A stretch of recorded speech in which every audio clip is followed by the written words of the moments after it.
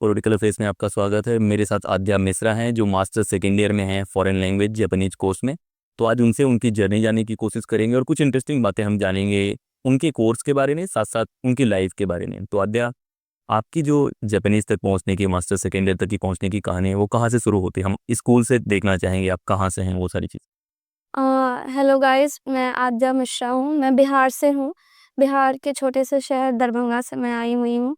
मैंने स्कूलिंग भी अपने बिहार में, दरभंगा अपने शहर में किया था, और फिर मैंने 12th भी वहीं पे किया अपना। उसके बाद जब मैं 12th जस्ट पास आउट हुई थी तो फिर कोविड हिट हो गया था। तो उसकी वजह से कुछ समझ नहीं आ रहा था आगे क्या लाइफ है, क्या करना है, कितनी सारी अपॉर्चुनिटीज़ हैं या नहीं है। फिर मेरे एक रिलेटिव के थ्रू मुझे पता चला कि जेएनयू, मुझे उतना पता नहीं था जेएनयू के बारे में, लैंग्वेज कोर्सेज के बारे में पता चला। फिर मैंने थोड़ा रिसर्च किया कि क्या लाइफ में अपॉर्चुनिटीज़ हैं आगे, अगर मुझे कॉर्पोरेट फील्ड में जाना है या फिर मेरे को आगे फर्दर हायर एजुकेशन परस्यू करना है। तो फिर मैंने पता किया, फिर मुझे अच्छा लगा, फैसिनेटिंग लगा काफ़ी ज़्यादा। Okay, there is different thing apart from common thing which people generally go for, doctor, engineer and stuff. तो फिर मैंने पता किया एंड देन मैंने देखा कि इसका एग्ज़ाम होता है। उस टाइम, हमारे टाइम में, अब तो चेंज हो गया है, यूजीसी लेने लगा है, लेकिन उस टाइम मैं नैक लेता था। तो दैट वाज़ बैक इन 2020 जब मैंने पहली बार एंट्रेंस दिया था, और मेरा पहले राउंड में ही हो गया था, पहली बार में ही हो गया, मेरा क्लियर हो गया था। I got around 98 marks out of 100 उस टेस्ट में हाँ, उस टेस्ट में मुझे 98 आया था एंट्रेंस एग्ज़ाम में। और मैं जनरल कैटेगरी से हूँ, तो आई डोंट नो कि जेएनयू में क्या सीन है, मतलब रैंकिंग का, बट मेरा उसमें जो लिस्ट में नाम था वो ऑल इंडिया रैंक 3rd था, एआर रैंक। तो इसीलिए आपको सबसे बेस्ट कोर्स भी मिला है जेएनयू के। और मैंने चूज़ भी किया था, आप 3 चूज़ कर सकते हो, तो मेरा पहला प्रायोरिटी जापानीज़ था, क्योंकि इसमें अभी के जो करंट सिनेरियो है उस हिसाब से जो एशियन लैंग्वेजेस हैं उसमें ज़्यादा जॉब अपॉर्चुनिटीज़ हैं, इट इज़ टफ ऑल्सो। तो 3 टफेस्ट लैंग्वेज जो है दुनिया के, that is first Chinese, second is Arabic and third was Japanese. And then by getting knowing that कि जापान में इतना ज़्यादा, इंडिया और जापान का बायलैटरल रिलेशन इतना अच्छा है, जॉब अपॉर्चुनिटीज़ भी ज़्यादा है, तो I went for Japanese first. Then Korean थोड़ा फैसिनेटिंग लगता था, तो हाँ, बीटीएस एंड ऑल। तो मैंने सेकंड कोरियन लिया था and third was one German. So ऐसे मैंने चूज़ किया और मेरा पहले ही अटेम्प्ट में मेरा क्लियर हो गया एग्ज़ाम। जब आप 12th में रही होंगी, लगभग 17-18 की, उस समय इतना आप स्मार्ट तरीके से डिसाइड कर पा रही थी कि जापानीज, ये डिसाइड कैसे करा, वो प्रोसेस मुझे जानना है। टू बी ऑनेस्ट, 17-18 साल की उम्र में आप उतना सोच नहीं पाते, क्योंकि 12th तक तो आपका फिक्स रहता है कि साइंस लेना है, कॉमर्स लेना है, आर्ट्स लेना है। तो मैं तो साइंस फील्ड से थी। मैं मेडिकल के लिए भी गई थी, पर अनफॉर्चुनेटली मेरा नहीं हुआ। तो लोग हताश हो जाते हैं, डिमोटिवेट हो जाते हैं कि आपको नहीं मिलेगा, आगे क्या है। और आप, you are coming from a small city, तो यू ऑल्सो फील लाइक यार मेरे दोस्त बाहर पढ़ रहे हैं, मुझे भी पढ़ना है, बाहर ज़्यादा अपॉर्चुनिटीज़ है। तो फिर मुझे वही जेएनयू का पता चला कि एक एनवायरनमेंट मिलता है, प्लस जेएनयू लैंग्वेजेस के लिए बहुत ज़्यादा फेमस इंस्टीट्यूट है, आई मीन यूनिवर्सिटी है। इसलिए मैंने अप्लाई किया, और फिर मुझे मोटिवेशन ये आया कि मैंने बताया मेरी रिलेटिव है और right now she is working in Japan. तो मैंने उनके बारे में पता किया, उनसे बातें की कि ओके, कितनी ज़्यादा जॉब अपॉर्चुनिटीज़ हैं, अच्छी अच्छी, जापान एज इन कंट्री कैसा है, वॉट लाइफ स्टाइल कैसा है। तो मुझे बहुत ज़्यादा फैसिनेशन हुआ कि okay, I can do this. तो हाँ, उस तरह से मेरा इंटरेस्ट बिल्डअप हुआ, और फिर मैंने कुछ जापानीज़ वीडियोस देखना शुरू किया, जो लोग वहाँ जापान में रह रहे हैं। So their culture is very nice, I mean anybody can like it. So by their culture and Japan as in country, that influence me and I was like okay, let's do it. एक सवाल ये बनता है कि आप medical की तैयारी करके, आपके कुछ दोस्त होंगे जो एमबीबीएस कर रहे होंगे या कर लिया हो।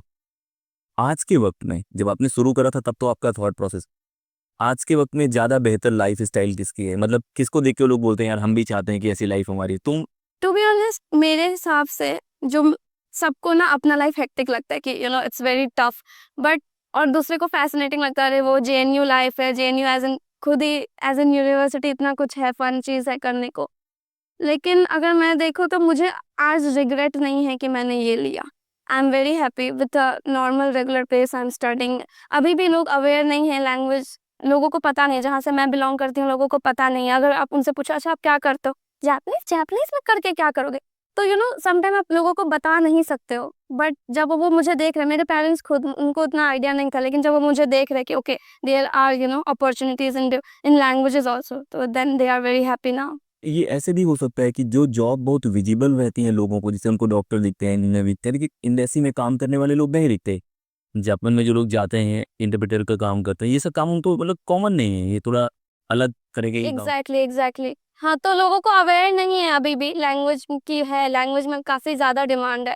लैंग्वेज ऐसी चीज है कि आपको जैसे हमारा इंग्लिश में ए से लेके जेड तक हमें सीखना होता है, हर स्क्रिप्ट सीखनी होती है, हर अल्फाबेट, वैसे ही सीखना पड़ता है लैंग्वेज। तो इतना भी टफ नहीं है, it is the third most toughest language, but अगर विद द टाइमिंग और आपने 100% दो तो आप प्रॉपर सीख सकते हो। और इंटरेस्ट का भी है कि अगर आपको इंटरेस्ट है तो आपके लिए काम ले, क्योंकि लैंग्वेज वैसे ही है कि अगर आपको इंटरेस्ट नहीं है तो फिर आप कितना भी हाँ, कितना भी ट्राई कर लो नहीं हो पाता, लेकिन वो इंटरेस्ट आपको जगाना होता है खुद ब खुद, या आप उसके बारे में, उस देश के बारे में पढ़ो, या जो भी language, not I am not asking for Japanese, there are job opportunities in other sectors also, yes Russian, लेकिन it's up to your interest कि आप क्या करना चाहते हो। मुझे जापानीज पसंद था और मैंने देखा जॉब अपॉर्चुनिटीज भी ज़्यादा हैं, तो आई वेंट फॉर दैट।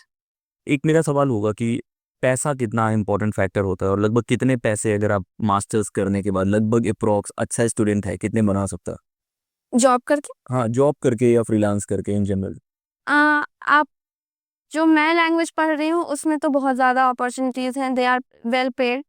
तो अराउंड, अगर फ्रीलांसिंग में आप अच्छा खासा पर डे, अगर मैं देखूँ तो अभी लोग 6 to 15 के पर डे बना रहे हैं इंटरप्रिटेशन करके। ट्रांसलेशन में भी अच्छा खासा है, आपको हर डॉक्यूमेंट पे डिपेंडिंग ऑन द डॉक्यूमेंट आपको मिल जाता है 3,000 4,000 पर डॉक्यूमेंट।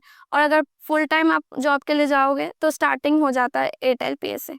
आई मीन इतना मैं बोलना चाहूँगी कि आई शुड नॉट से लाइक दैट, बट इंजीनियर्स को भी उतना पे नहीं मिल रहा है स्टार्टिंग में एज अ फ्रेशर जितना लैंग्वेज वालों को मिल रहा है। और वर्क कल्चर है, जो जॉब का तरीका है वो भी काफ़ी डिफरेंट। एग्जैक्टली, काफी डिफरेंट है, and plus you will learn different skill also which will enhance your career, boost your career with language and with other skill.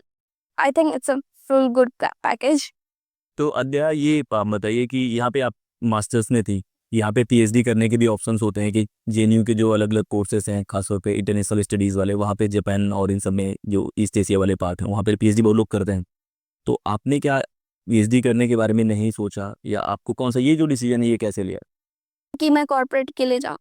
To be honest, अभी इनिशियली मैं कोई भी पढ़ता है सबके डिफरेंट डिफरेंट है। मेरा था कि I want to earn money, I want to settle up, और फिर अलग स्किल सीख के अलग करूँ। लेकिन मेरे क्लासमेट्स ही हैं जो कि पीएचडी के लिए भी जा रहे हैं, और it's a very good thing. आपका सेफ साइड है, प्लस आपको और सीखने को मिलेगा। आप जापान जाके भी रिसर्च कर सकते हो, बहुत सारे स्कॉलरशिप आते हैं कॉलेज में, और आपको, आप आउटसाइडर भी हो तो आप अप्लाई कर सकते हो, there are lots of scholarship. मैंने इसलिए सोचा कॉर्पोरेट कि मैं इनिशियली कॉर्पोरेट एक बार लाइफस्टाइल देखना चाहती हूँ। If I will not able to cope up with that, then I will for sure go. ये बहुत अच्छा तरीका हो सकता है कि आप कम से कम एक्सप्लोर तो करें कि आपस में दिमाग में जो चीज़ें चल रही हैं रियल में वैसी हैं कि नहीं, और ऑप्शंस तो है क्योंकि आपने मास्टर्स करा है तो आपके पास पीएचडी के ऑप्शंस हैं। दूसरा है कि इंडिया में खासतौर पे दिल्ली में आप रह रहे हैं, तो कौन सी चीज़ें हैं जो आपको लगता है कि ये कहीं ना कहीं जापान से इन्फ्लुएंस हैं लेकिन हम लोग को पता नहीं है? फूड हैबिट्स में या कल्चर में कौन सी चीज़ें हो सकती हैं, या यहाँ पे कौन सा अच्छा खाने का जगह? जापानीज से रिलेटेड बहुत सारे हैं। हम जेएनयू के बगल में ही रहते हैं, तो जेएनयू के जस्ट पीछे एक मॉल है, मेंस मॉल, तो वहाँ पे कामपाई करके रेस्टोरेंट है। सुशी तो काफ़ी ज़्यादा फैसिनेटिंग फूड है। लोग इंस्टाग्राम पे भी जाते हैं just to click picture, even they don't like sushi, but they literally go for it. तो सुशी ज़्यादा आई फील कि मुझे जो लग रहा है कि लोग जहाँ जाती हो रेस्टोरेंट में, तो लोग सुशी प्रेफर कर रहे हैं, they are liking sushi. Plus Japan और इंडिया में मैं जो जानती हूँ, जापानीज बहुत पोलाइट होता है, इंडियन भी पोलाइट होते हैं, and they know how to respect. आपको पता होता है कि हर एक बड़े लोगों को के साथ कैसे बात करना चाहिए, अपने जूनियर्स के साथ कैसे बात करना चाहिए, वो काफ़ी ज़्यादा सिमिलर है। और अगर जापानीज का ग्रामर स्ट्रक्चर देखें तो वो हमारे हिंदी से काफ़ी सिमिलर है, बहुत ज़्यादा एग्जैक्ट सेम है। तो ये जो हिंदी बिल्ट वाले हैं उनके लिए आसान हो सकता काफ़ी ज़्यादा हिंदी से अगर आप जापानीज करो और जापानीज से Hindi translation, it's more easy than English, क्योंकि उसमें ग्रामेटिकल स्ट्रक्चर काफ़ी डिफरेंट होता है। है? ये तो बहुत अच्छी बात है खासतौर पे जो लोग हिंदी से हैं। और क्या इंटरेस्टिंग बातें हैं आपके कोर्स के दौरान? 5 साल से आप जेएनयू में हैं मेरे हिसाब से, तो कोविड वाले टाइम को ले जेएनयू ने क्या बेस्ट बताया आपको in general? JNU as an, यार जेएनयू तो lifestyle, it's amazing. I mean ये जो 5 साल मैंने जेएनयू बिताए हैं, वो बोलते हैं ना कि याद इकट्ठा करके मैं, मतलब this these memories I am gonna cheers whole of my life. JNU ने मुझे बहुत कुछ दिया। आई मीन जेएनयू, आप जेएनयू आओगे, it's a very different environment than the Delhi in itself. मुझे घर से भी ज़्यादा अच्छा जेएनयू लगने लगा है। यहाँ के लोग इतनी ज़्यादा ग्रीनरी है, और शाम में जब आप दोस्तों के साथ बैठते हो, चाय पे चर्चे बैठते, ढाबा है इतने सारे, बातें करते हो, तो अच्छा लगता है। एक सुबह से शाम तक classes, and then you meet your friends, go for work, ring road घूमना। और जेएनयू में तो खुद ही कुछ ना कुछ पॉलिटिकल चीज़ें होती हैं। आई मीन फॉर मी, जब तक मैं जेएनयू नहीं आई थी, लोग बोल रहे थे, "ओह! जेएनयू मत जाओ, JNU is not good for girls", और बहुत ही ज़्यादा पॉलिटिकल आइडियोलॉजी है। But being a student now, I feel like कि इट्स अ बेस्ट प्लेस। इससे ज़्यादा मैं बेटर कुछ नहीं कर सकती थी लाइफ में अगर मैं जेएनयू नहीं आती। सिर्फ आपके पढ़ाई एकेडमिक्स वाइज़ नहीं, आपके पर्सनल इन ग्रोथ के लिए भी आई फील लाइक कि आई लिटरली थैंक्स जेएनयू, कि काफ़ी ज़्यादा। जब आपका जेएनयू में हुआ होगा तब आपकी फैमिली वालों के परसेप्शन कैसे थे जेएनयू को लेके, और आप भी उनके परसेप्शन कैसा? वही कि पॉलिटिकल चीज़ें हैं, इट्स नॉट गुड, बच के रहना, बाहर मत जाना, पॉलिटिकल चीज़ों में पार्ट मत लेना।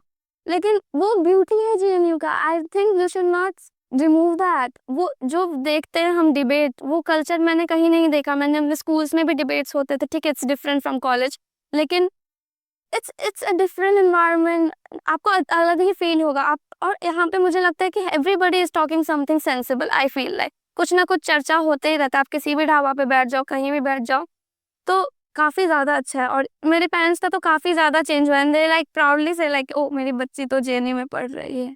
जेएनयू के साथ आप जॉब करते हैं तो जेएनयू वालों को आपको स्पोक्स पर्सन बनाना चाहिए, कि जिस तरह से आप जेएनयू को डिफेंड करें। जेएनयू बेहतर, बहुत ही खूबसूरत प्लेस है। मैं भी 2015 से हूँ यहाँ पे, और ऐसी जगह है जहाँ पे आप जैसे हैं वैसे रह सकते हैं। मेरे हिसाब से मीडिया ना कुछ अलग ही पोर्ट्रे करती है। आई शुड नॉट से, I don't know, but it's my personal opinion. लोगों को लिटरली नहीं पता है, और वो अपना परसेप्शन बना लेते हैं जेएनयू के बारे में कि अरे तुम लोग आतंकवादी हो एंड ऑल वो। पर मुझे लगता है कि जो आके देखो और जेएनयू, फिर यू विल फील। सही बात है, मीडिया बहुत सारी चीज़ों के बारे में रियलिटी नहीं दिखाती, क्योंकि मीडिया का अलग गेन है उन चीज़ों को दिखाने। अगर आपको रियलिटी देखनी है तो आप खुद से आके विजिट, जब आप विजिट करेंगे तो आप जेएनयू को अगर पहले बाहर गाली देते रहे होंगे तो यहाँ आने के बाद आप मीडिया को गाली देंगे। और यू विल फील लाइक कि I should get admission in JNU. अच्छा है, कोर्स के लिए तो अच्छा है, पढ़ाई के लिए अच्छा है, वो सुकून का लाइफ है। मैंने बहुत सारे लोगों को देखा है जो फॉरेन लैंग्वेजेस में, अलग अलग कोर्सेज में, सबकी अलग अलग तरीके हैं जीने के। तो लास्ट मैसेज क्या होगा आद्या, जो जापानीज़ में आना चाहते हैं कोर्स में, या फॉरेन लैंग्वेज का कोर्स करना चाह रहे हैं, खासतौर पे जो 11th-12th के बच्चे हैं उनके लिए?